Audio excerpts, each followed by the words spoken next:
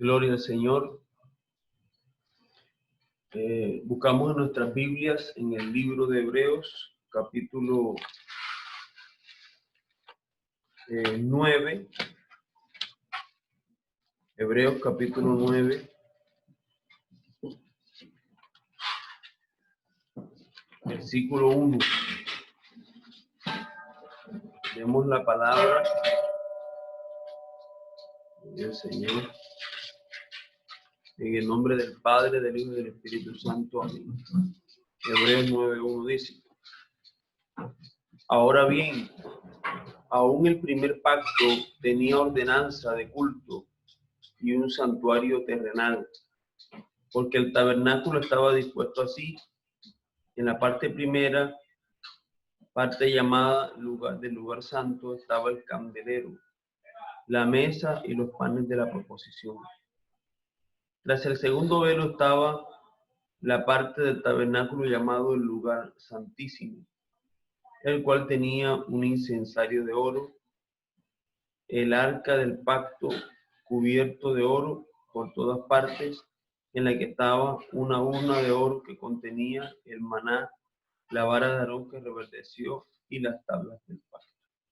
Y sobre ella los querubines de gloria que cubrían el propiciatorio, de las cuales cosas no se pueden ahora hablar en detalle. Por el nombre del Señor. Entonces vamos a iniciar en esta mañana una enseñanza, el tabernáculo y los ministerios. Gloria al Señor. Esta enseñanza básicamente es una enseñanza que tiene que ver con el ministerio, con el llamado. Vamos a ver a la luz de las Sagradas Escrituras cómo este llamado se muestra desde el Antiguo Testamento a través del tabernáculo. Entonces, lo primero que tenemos que ver y recordar es el tabernáculo.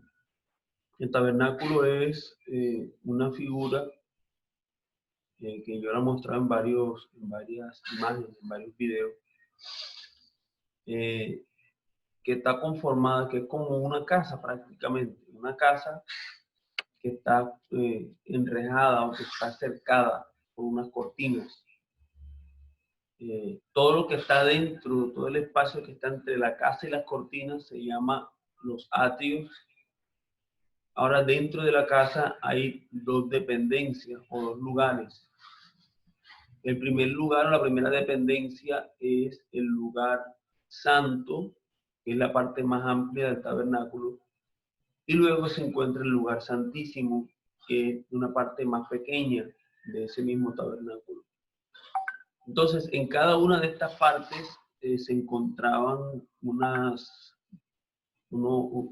utensilios, unos muebles. Entonces, el primer mueble se encontraba, los primeros muebles, iniciando de afuera hacia adentro, es decir, en el sentido de un acercamiento.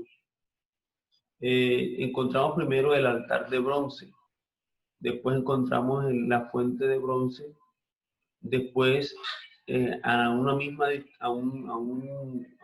distancia o en forma paralela se encontraban dos utensilios. Uno era la mesa de los panes de la proposición y lo otro era el candelero de oro. Luego viene el altar de oro donde se ofrecía incienso, y finalmente ya no estabas en una etapa de acercamiento, sino ya cuando pasabas al lugar santísimo ya estabas cerca, ya estabas en la presencia de Dios, ya estabas allí bajo la nube de la gloria de Dios.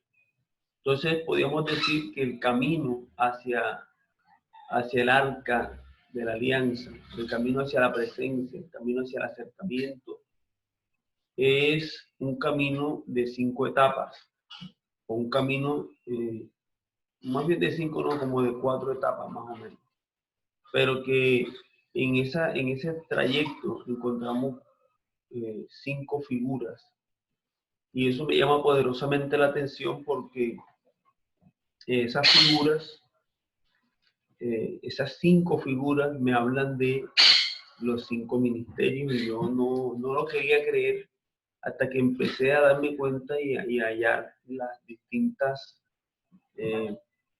verdades que se encuentran allí. Vamos a buscar en Efesios capítulo 4.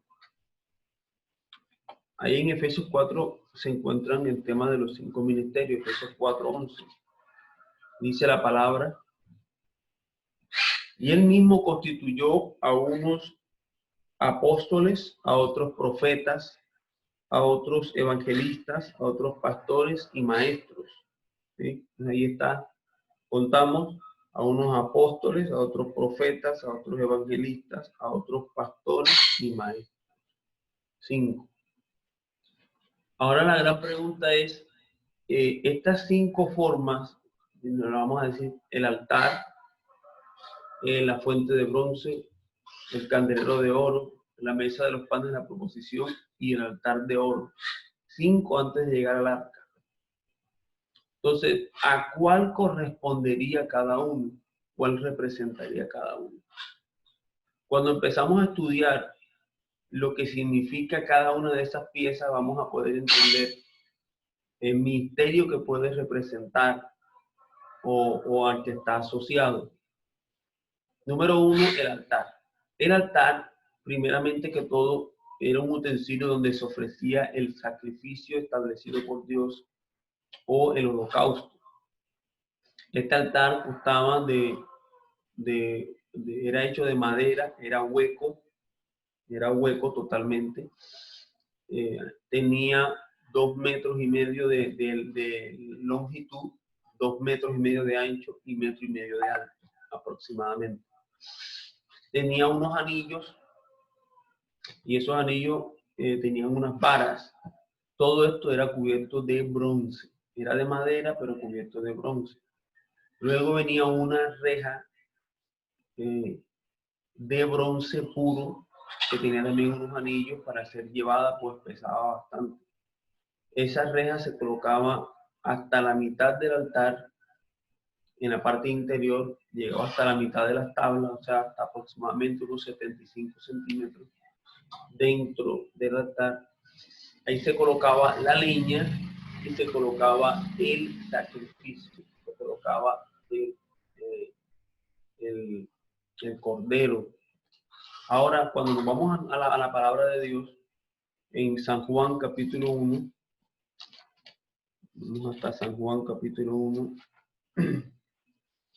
yo le dije que si podían escribir, sería excelente, porque esto es una enseñanza. Ya no es un mensaje como tal, es una enseñanza que va a ser de bendición. Entonces, yo dije, ¿cuál fue el texto que dije? Juan. Juan, vamos a Juan capítulo. El profeta Juan el Bautista clama a gran voz y habla acerca de Jesús.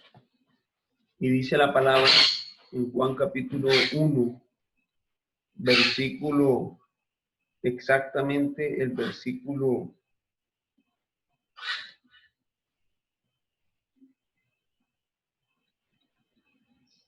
29 dice: el siguiente día vio Juan a Jesús que venía a él y dijo: he aquí el Cordero de Dios que quita el pecado del mundo.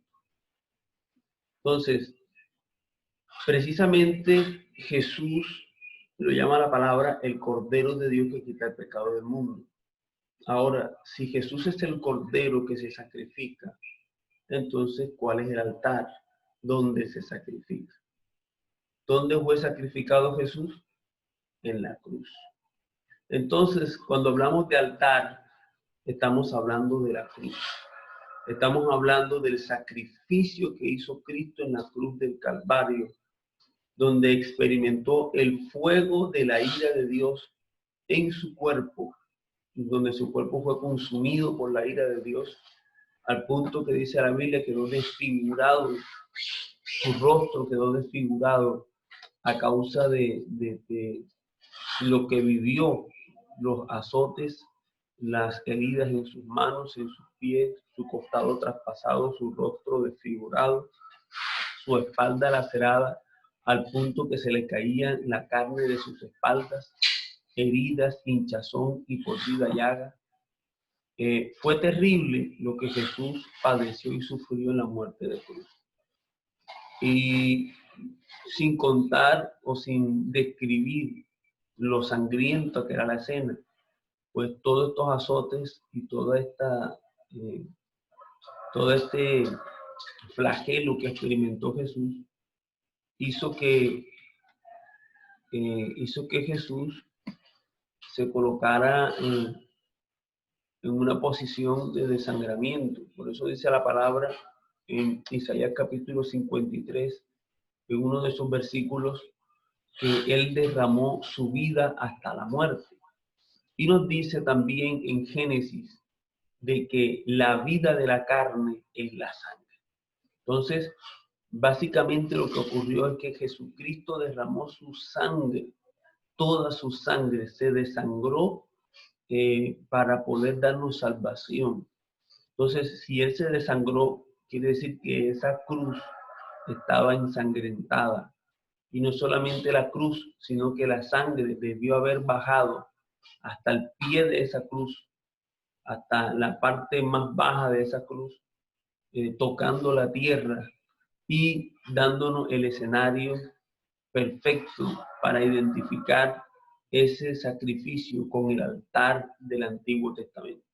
Entonces, en el Antiguo Testamento, mire cómo era el sacrificio. El cordero era llevado hasta los atrios, hasta afuera de los atrios, donde el ofrendante colocaba su mano sobre el cordero y confesaba sus pecados a fin de remitir sus pecados a ese cordero. Y el cordero cargaba con el pecado de él. Luego era introducido a los atrios, donde era degollado, y empezaban a derramar su sangre sobre unos tazones.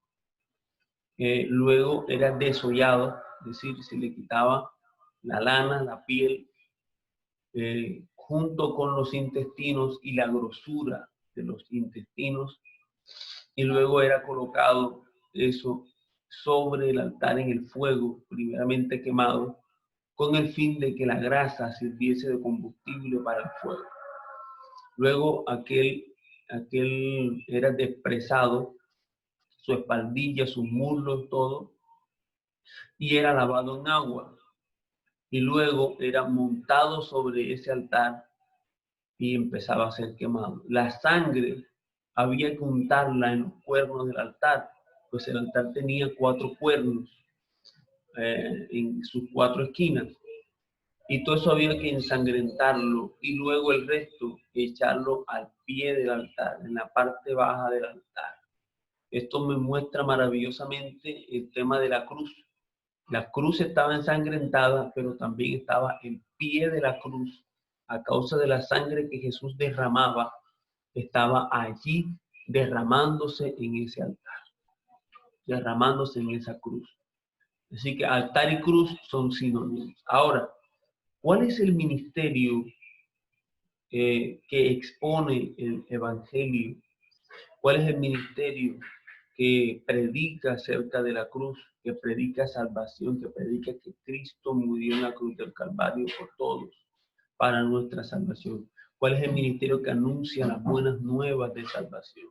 Esta obra que Dios ha hecho, esta obra que Dios nos ha regalado para nuestra vivificación. El ministerio que tiene esta función es el evangelista.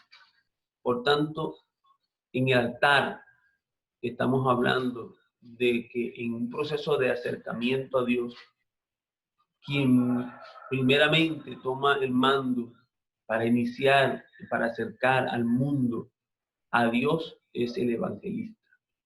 Es el primero que está en esa línea de preparación para ese acercamiento.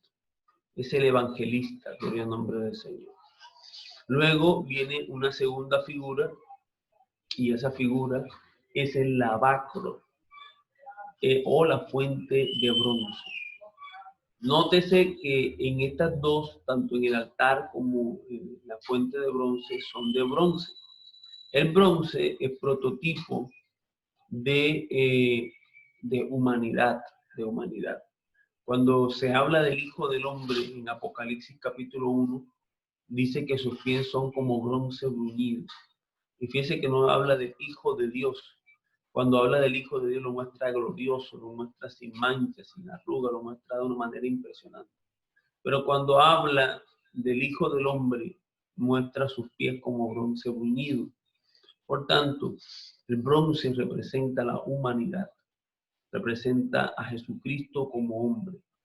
Entonces, ese altar es donde se sacrifica la humanidad, donde Jesús sacrificó su humanidad y donde nosotros debemos ofrecernos en sacrificio vivo, santo y agradable a Dios de nuestra humanidad. Ok. En la fuente de bronce estaba conformada por dos piezas. Era totalmente redonda, era una especie de ponchera redonda y tenía cierta altura que no vamos a ver en detalle, pero además tenía una base o basa. Esa base era la que cargaba la fuente como tal y luego la fuente contenía agua.